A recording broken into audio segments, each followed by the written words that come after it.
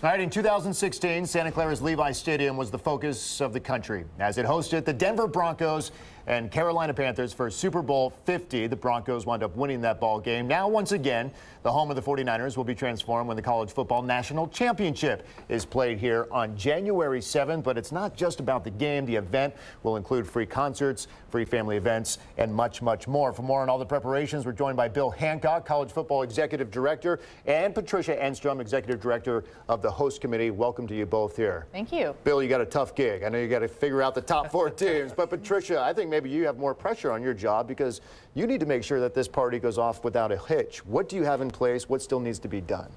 Well, it's going to be a tremendous opportunity for the Bay Area to come out and celebrate all of the special things that make up college football and college football's biggest game. So the pageantry, the tradition, the marching bands, all of that will be in downtown San Jose. So we've got 3 days worth of activities and a championship campus that lead into the stadium campus, which will take place on game day. So we've got Sal has a question. Sal has a question. Well, no, I just wanted to say this is like the Super Bowl for college football, so you do have some of that same pressure.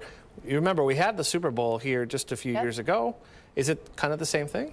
It is, and I think the opportunity for fans to come out and really touch, feel, and experience all of the things in and around college football is going to be a tremendous experience. So there are fan fests and free concerts.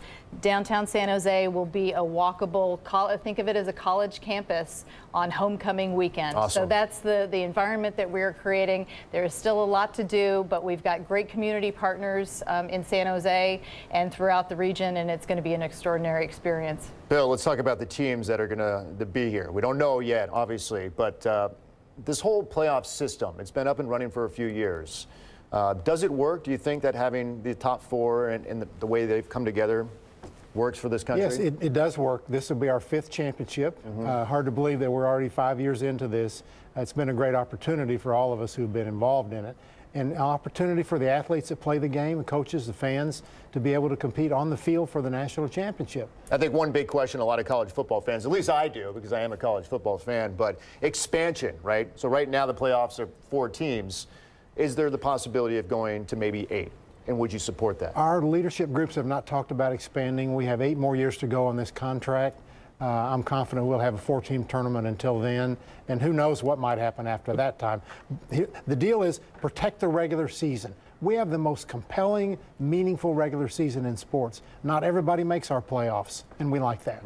Well, and people obviously have probably talked to you about expanding it to 8. I mean, what kind of things do you hear from the fans? Fans but fans want more football. Right. That's what they want. But then when you explain to them, hey, this would take away a little bit from the regular season, and we already have a great 4-team tournament, let's enjoy it. Most of the time when I visit with people, most of the time they say, you know what, you're right. 4 is the right number. Patricia, how much did you guys look at the Super Bowl when it came to preparing for this big event?